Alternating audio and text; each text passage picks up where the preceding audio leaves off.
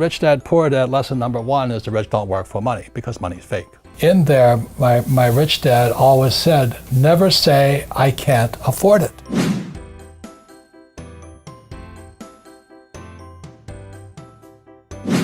Rich Dad, Poor Dad is a very popular book about personal finance and financial literacy.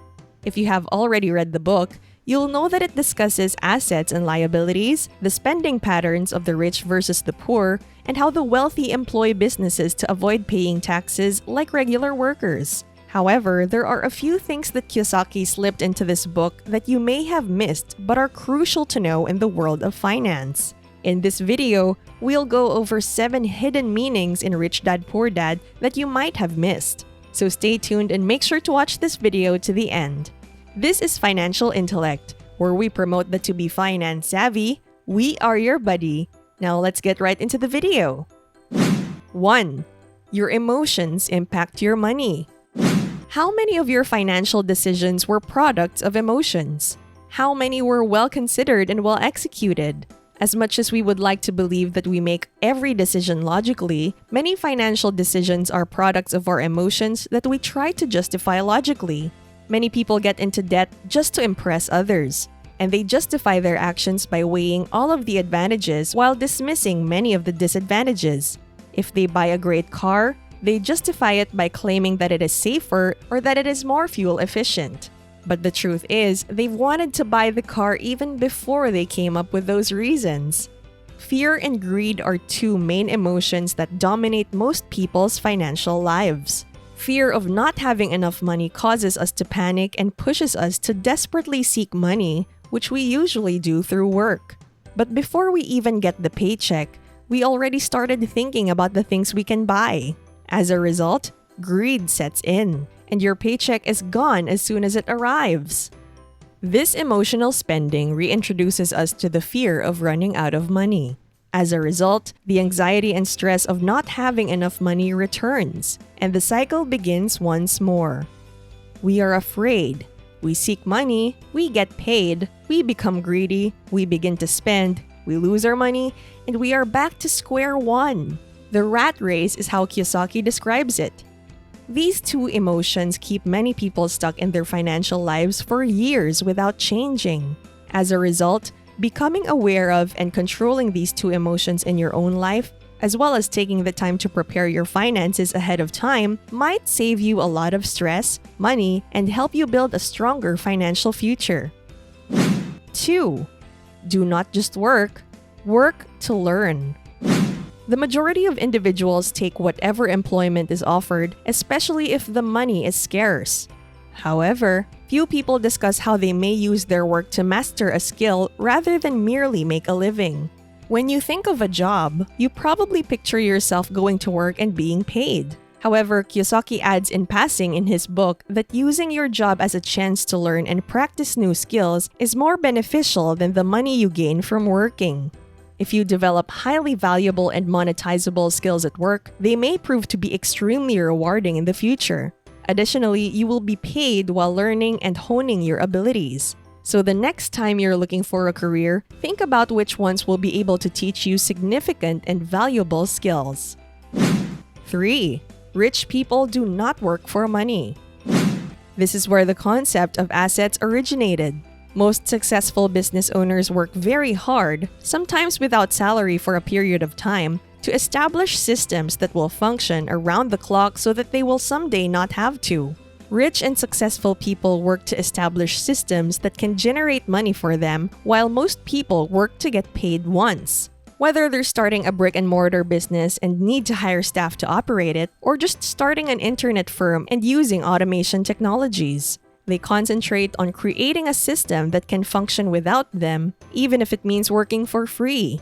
If they do not, they will continue to work and exchange their time for money for the rest of their lives. 4. Pay yourself first.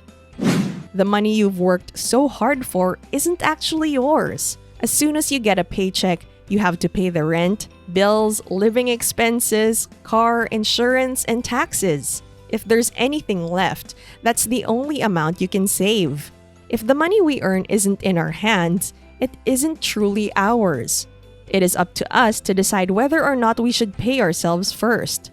Most people, particularly those who earn a good monthly wage, tend to spend their hard-earned money on luxuries such as an expensive car or a nice home. But if you look at some of the world's wealthiest people, you'll see that they don't pay for their own luxury. They use money from others to pay for them. Always pay yourself first. It's a basic principle that can make a significant financial difference in the long run.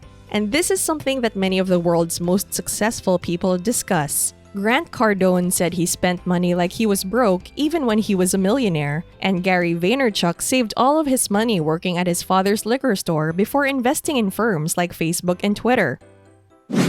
5. What you study is what you'll become. If you ask the ordinary person if they want to be a millionaire, they will almost certainly reply yes. However, the vast majority of people do not devote time to understanding how millionaires really earn their millions.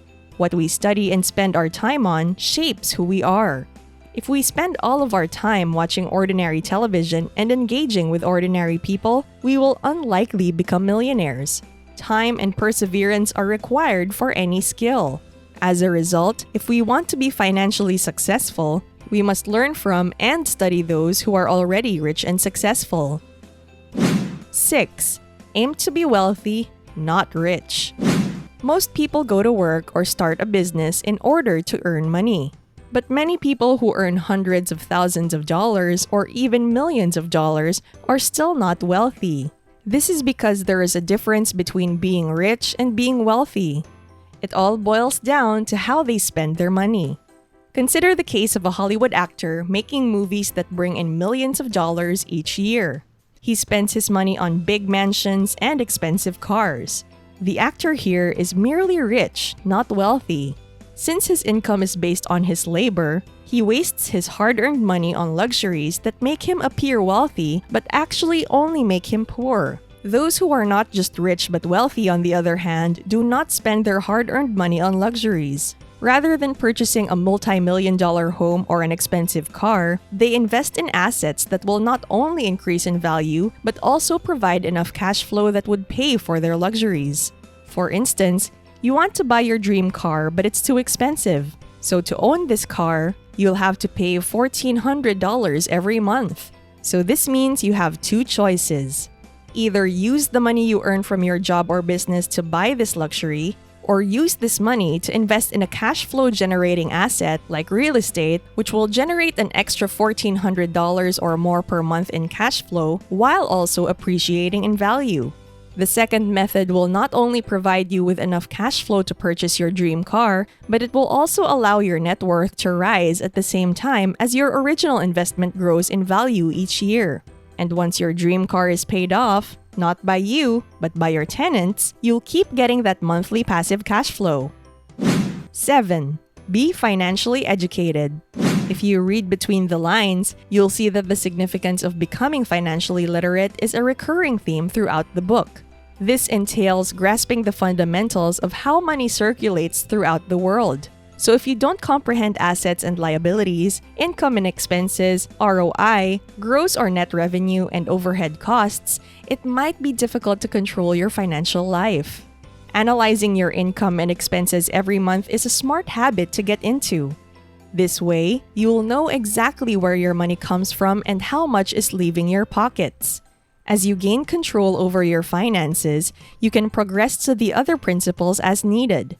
If you're starting a business, you'll need to know about overhead costs, growing revenue, and net revenue, as well as how to secure your assets through the use of legal entities. You don't have to learn everything from the start, but understanding your present financial situation is a fantastic place to start. And those are the 7 hidden lessons in Rich Dad, Poor Dad. Which lesson stuck with you the most? Or do you already know any of these hidden lessons? Let us know in the comment section below. We'd love to hear your thoughts on this. And with that, thank you very much for watching. If you like what you've watched, stay tuned for more videos. Bye, financial buddies!